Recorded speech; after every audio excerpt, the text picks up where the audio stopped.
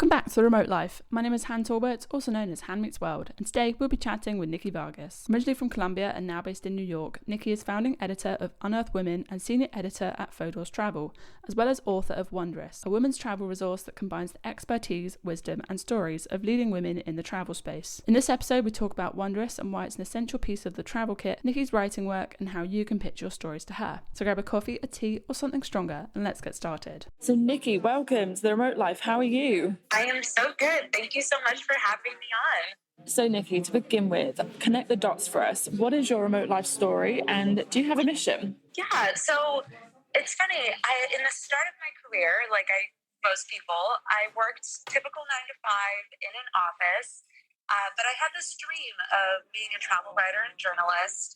And it started sort of as a side passion that I would kind of indulge in my spare time, in between meetings, whenever I had vacation time. And eventually I managed to flip my career so that instead of that passion living on the sidelines of my life, it became my career. And over the course of, many years, I'm now in my mid-30s, I managed to make it so that I do work remotely. I have the flexibility to really work remotely anywhere. Right now I work remotely from New York, which is home base, but I really just love the freedom that if I wanted to go and spend a week in Bogota and I could work from there, or for example, I'm going to Curacao in a few weeks and I'll be working from Curacao. So really it boils down to the mission was and is the freedom to pursue my passion on my terms. And it's taken a long, long time to get to this point where I feel I'm able to do that and able to work and have freedom without reporting to an office or being confined to a sort of 9 to 5 schedule. Epic. That sounds so good. And Bogota definitely comes up in the book a couple of times as well, which we'll talk about in a second. Yes, I can't help but be a little biased when it comes to Colombia and Bogota. I'm originally from Bogota, so I am Colombian, and it makes its way into many a conversations. Yeah, I can imagine. I feel like there's always some kind of topic that we're like, oh, I can't help myself. It just slips in there a lot. I do that with my year abroad. It's been a decade, and I still am talking about it because it's like exactly. It's a big part of like my journey and why I'm here. So yeah, I completely empathize with that.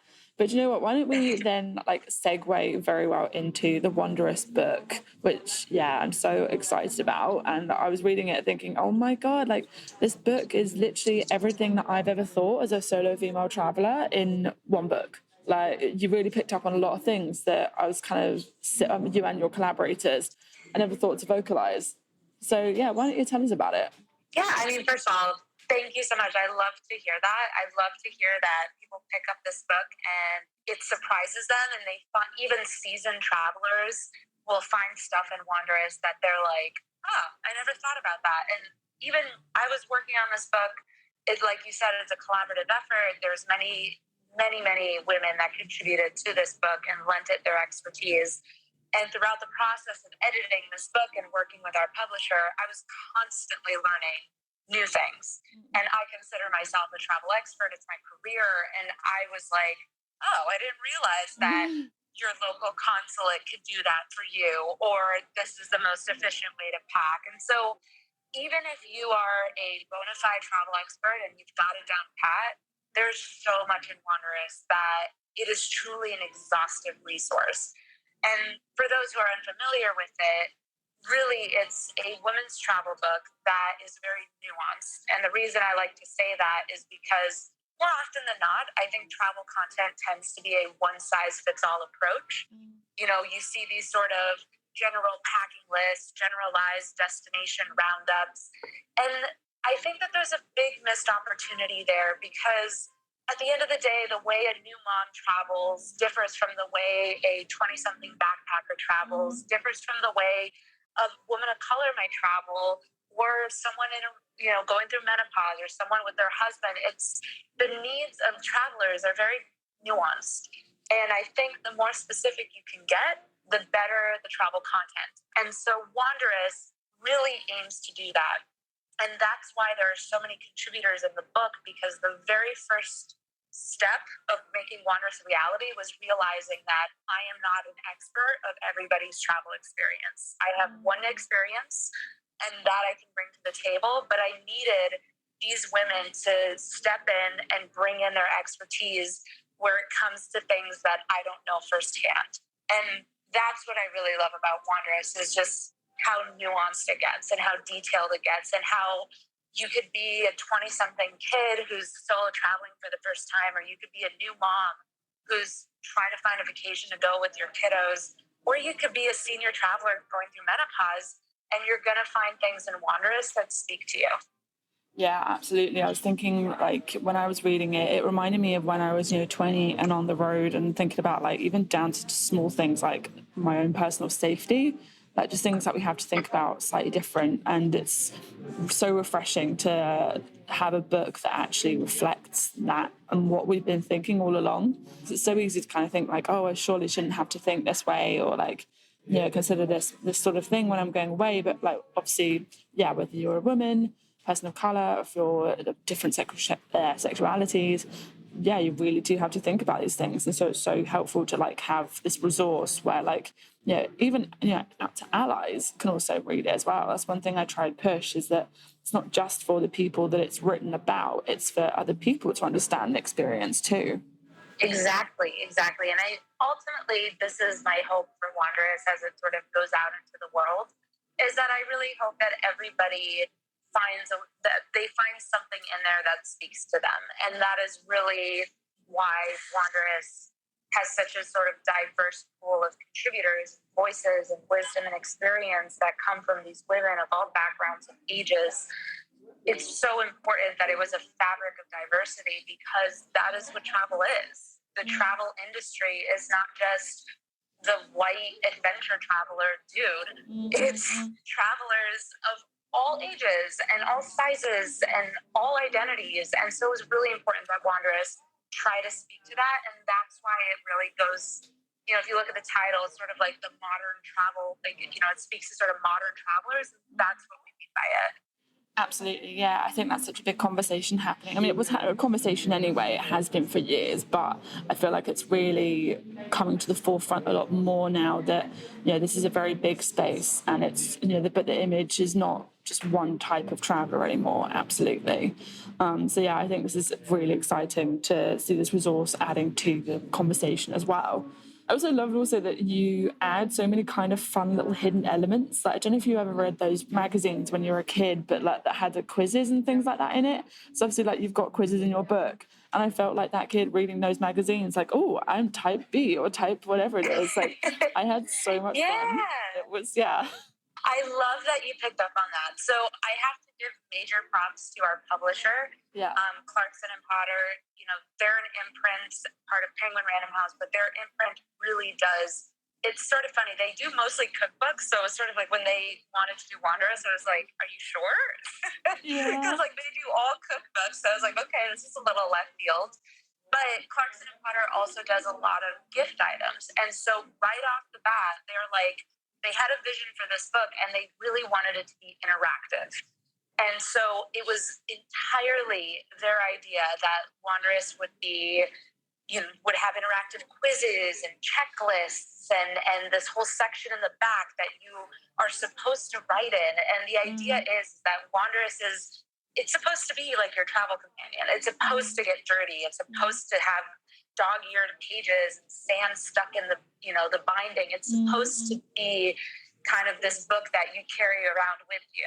So yeah, I'm so glad you picked up on it, because it definitely is. It's meant to be an interactive read. I think, because I just think about, obviously I got the ebook version of it, but if I think back to when I was a kid and like, my mum would pack an activity book for me in like my suitcase when we went away, and that's exactly it. It would then end up with sand in it. It would end up with wrappers in it from things like, that you're, as a kid, you're like, this is my treasure. I think one thing that would be so exciting to see more of is actually indulging in adults' fun side anyway. Like, it goes beyond kind of being like, oh, sensible adults. Like, travel is fun and travel is for everybody. So I think that's what I love about it, is that it then adds back to that element of fun for an adult as well. I love that. I love that you noticed that and you pointed it out. So can you tell I was that kid growing up? So obviously you bring up ethical travel, giving back to the community and creating a more of an impact when you go away now in the Wanderess book. And it's definitely something that's come up in these conferences I've been in the last couple of weeks. It's been a conversation for a while, but I feel like there's more, like people are much more interested in actually taking action versus just talking about these kind of things and kind of going, oh, well, like it's a thing, but we don't know what to do. And I think especially with the rise of obviously like remote working, there are more digital nomads in the world and people who are looking for a more long-term travel kind of lifestyle. People are, and even like you mentioned, I think actually I was at Women in Travel last week and people were saying we're looking for more than to just travel. We want to actually create impact. We want to actually do something to move the world into a much more positive place. What would your kind of tips or advice for digital nomads and long-term travelers be? Yeah, I mean, it's such a great question because I think you're right. There's a lot of lip service out there in the industry of like, we want to be more ethical, we want to be responsible, we want to be sustainable. But then it's sort of like, okay, exactly to your point, what does that mean? I think that with Unearth Women, which is, this, the magazine and media publication that I have, and also Wanderess, I think one of the fundamental beliefs is that travelers are uniquely positioned to make an impact on any destination they visit. And the way that they make an impact really is through how they choose to travel, but also more importantly, how they choose to spend their money when traveling. And so I think the first thing is really, obviously it goes without saying, looking for locally owned businesses. I think, with Unearth Women, what we do is we curate all of these feminist city guides, which spotlight women-owned and BIPOC-owned businesses in cities around the world. And the goal of that is really to show travelers how to spend their money alternatively. That really goes back into fueling that local economy and, importantly, fueling women and BIPOC communities in that economy. So I think that's the first step, is sort of recognizing the power that each of us has as travelers to really impact the destination through how we spend our money. The second thing, I think, is just being cognizant of how we spend our time in these destinations and also how we speak about these destinations. And what I mean about that is that every single one of us, whether you have 100,000 followers or 100, we have influence over our local communities, our local networks, whether it's family, friends. So how we choose to speak about a destination really can either do a lot of good or do a lot of damage. And so I think travelers need to sort of, when they want to be ethical or responsible or sustainable and sort of all these buzzwords, I think it starts with recognizing the responsibility that they have and the power that they have as travelers to not only shape the narrative of a destination and how it's perceived by people who are keen to visit it, but also how they act and spend their money when they're there. I love that, actually. That's such a good point. Like, your dollars are worth something. It's so true. And I was just thinking again, how different destinations, even if you think about places like Croatia that are only open half the year, and a big thing that people have there is that to support long year-round businesses when the economy is low, or supporting businesses that are owned by people of color or by women, or people, just not the majority chain kind of stores, and just supporting the local economy. That's so huge for sure.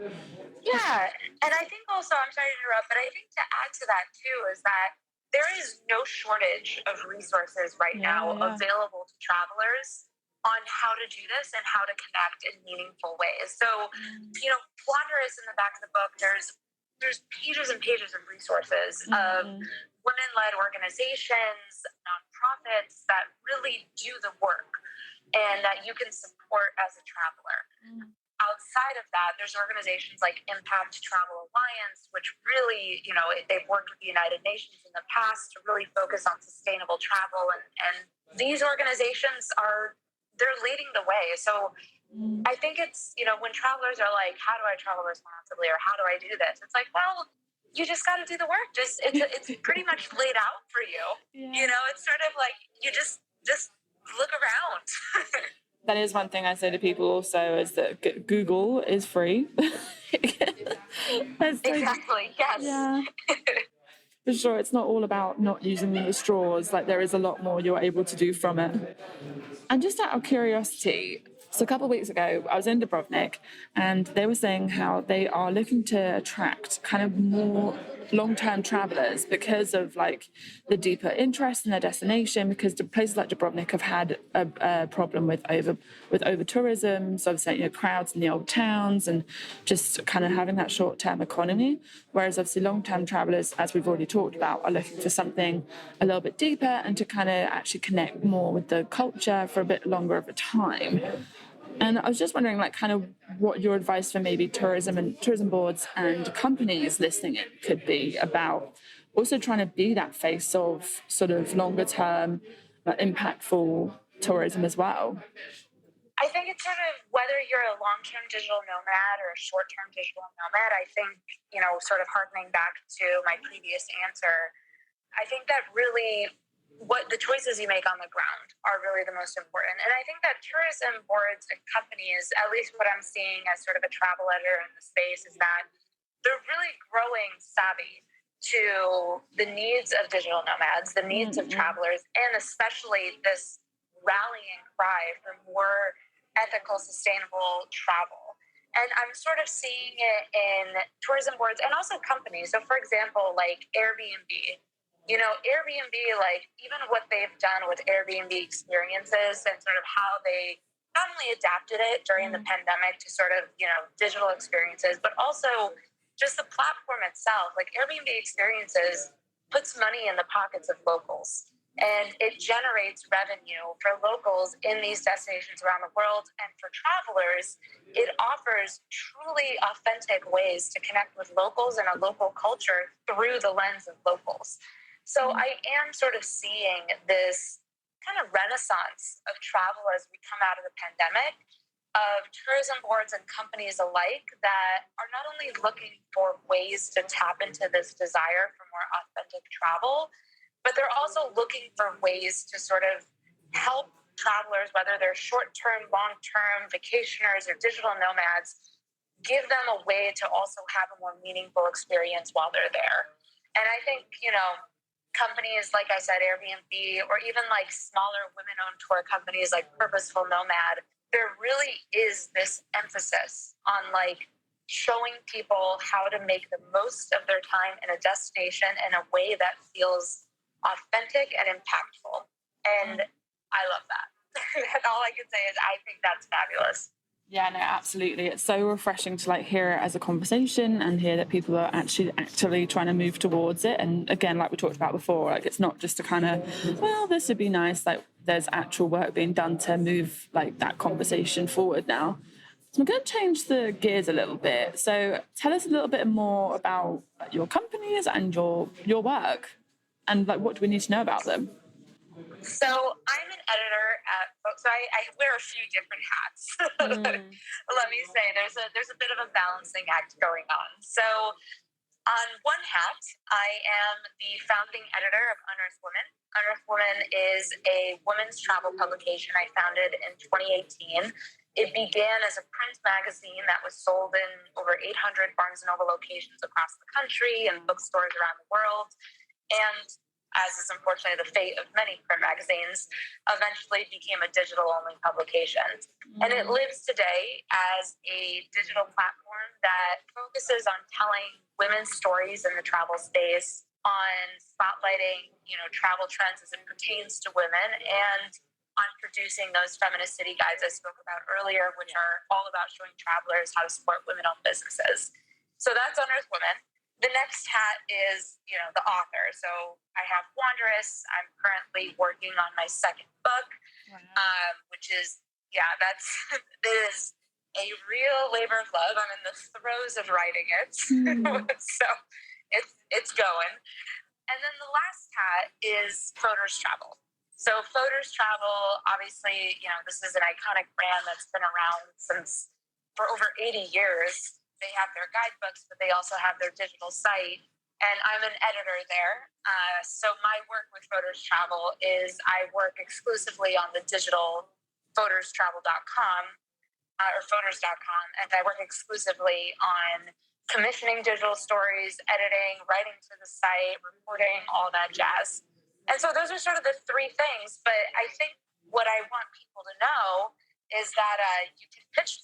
So you can pitch Fodors, you can pitch Unearth Women. If you're an aspiring freelance, writer or travel writer, especially with Fodors, we are always eager to work with new writers. And what I love about Fodors that I've done freelance writing for a few years as well. I don't hit it as hard as I used to, but what I love about Fodors is that they really give new writers a shot, and they will also send new writers on press trips, which I think is very cool, because that barrier to entry as a new writer is really, really hard. And I remember it took me years to get to the point that I got my first press trip, and it took me years to break into some of these legacy publications. So people are welcome to pitch Fodors or Unearth Women. Yeah, so you read my mind perfectly. So I was just going to ask, what is your kind of top tip for pitching to you?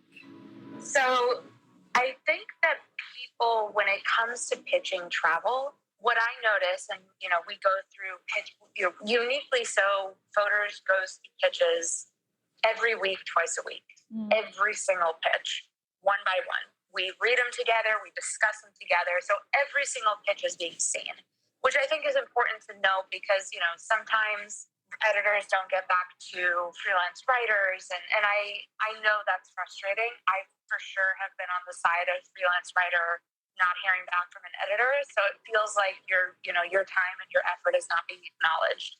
No matter what, you will get a response from Fodors. The one thing I'll say is what we look for is I think it's really important when pitching to remember why you're the one to tell the story. And more often than not, we get pitches where they're very generic. It's sort of like 10 things to do in Cabo San Lucas, or, 10 reasons to visit, Sao Paulo. And there's no personal connection to it. And it's sort of like, why are you the one to tell this story as opposed to anybody else who pitches this story? And I think that's my biggest advice to freelance writers trying to land a story is establish the connection there. Establish why you are the person to tell that particular story. And it could be as simple as you're a local, you've lived there, or you're an expat, you've spent time there, and you feel like you're a voice of authority when it comes to that destination. Or perhaps there's a personal story there, So I think that is what I would really tell people to consider when they're pitching is establish that personal connection. No, I love that. And so, speaking of why, what is your why for your travel? Oh, man. I think quite simply, perspective. It's funny because the second book I'm writing now is very different from Wanderess. It's just me, which makes it terrifying. But it's also personal. So it's a personal travel memoir. And in writing it, I kind of realized that every time I've traveled in my life, it has been in search of perspective, whether it's perspective on my career, perspective on relationships, general perspective on my life, or just more of a global perspective and understanding. So that's really kind of the common thread.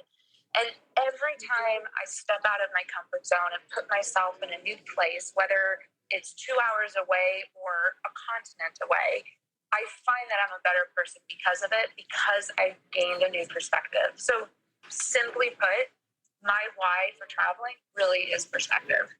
So where is your favorite place or destination to set up your laptop? I mean, right now, New York, which it's funny because I was going to say that might not be exciting, but you know how it is. It's to anybody who doesn't live in New York, that's immensely exciting. But for 100%. Me, it's home. So it's New York. But we just moved to a new place in New York, which it's if you step outside our apartment, you're right on the waterfront with a view of the Manhattan skyline, and it's glorious.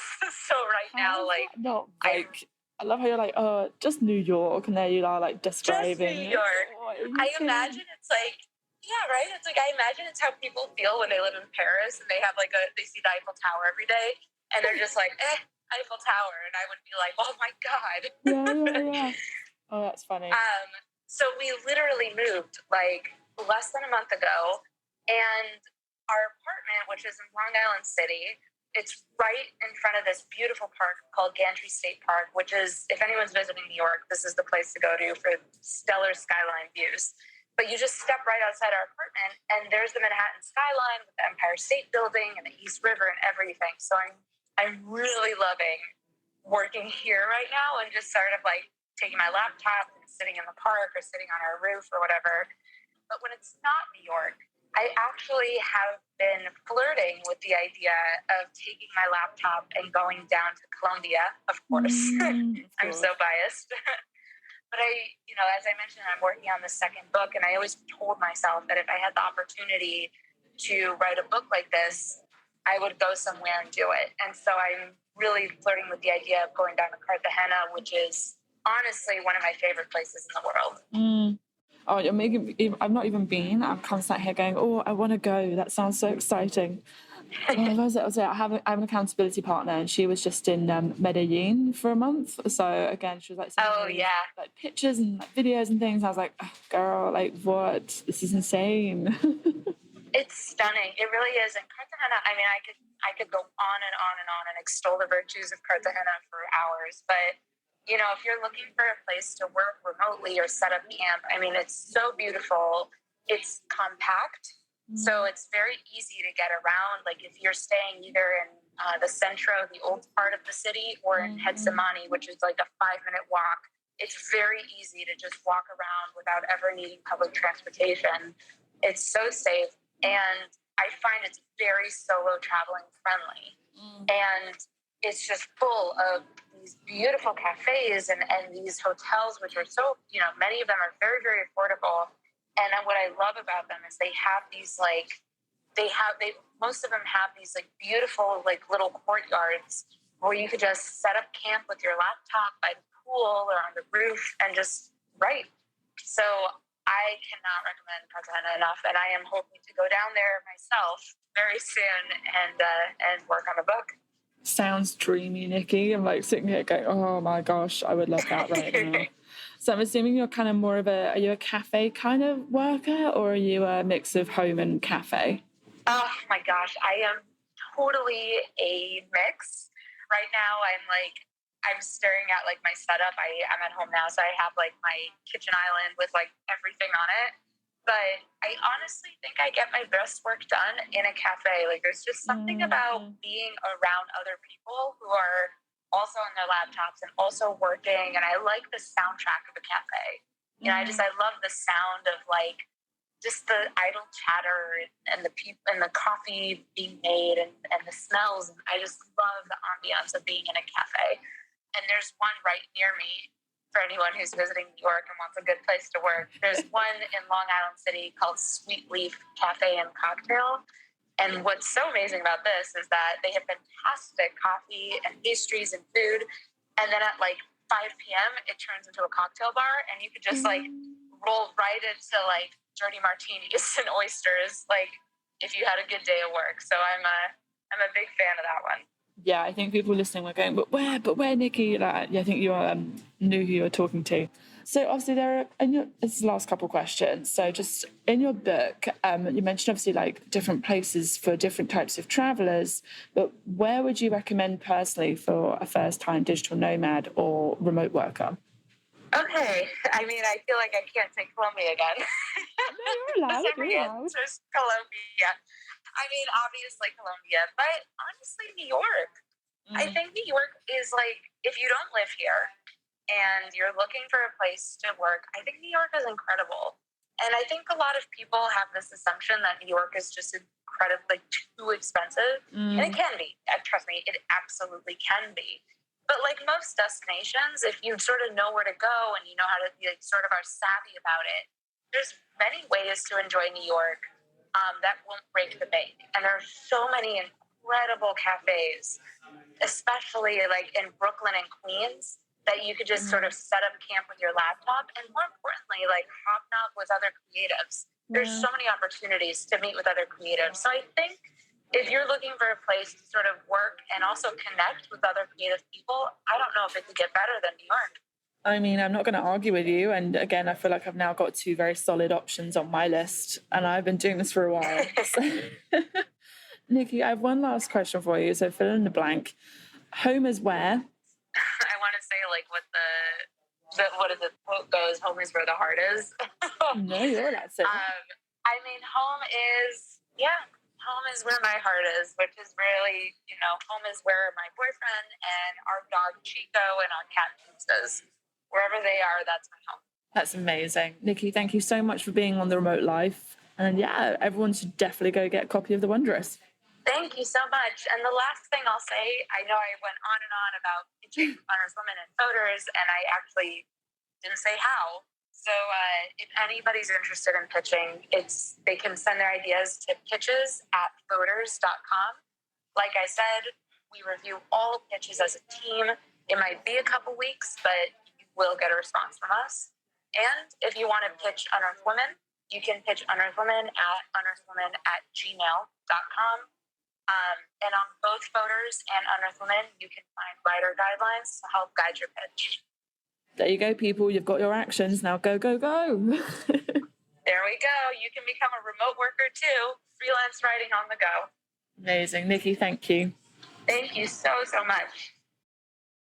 Thank you so much for listening to this episode of The Remote Life, and thank you, Nikki, for your awesome insights, and for our copy of your book. You can find links to Nikki's work and socials below. Don't forget to also grab your copy of Wanderess now. Tag Nikki at Nikki Vargas and myself, Han, at Han Meets World, and tell us why your hometown is worth a visit for remote lifers. Thank you so much again for listening, and we can't wait to remote work with you again soon.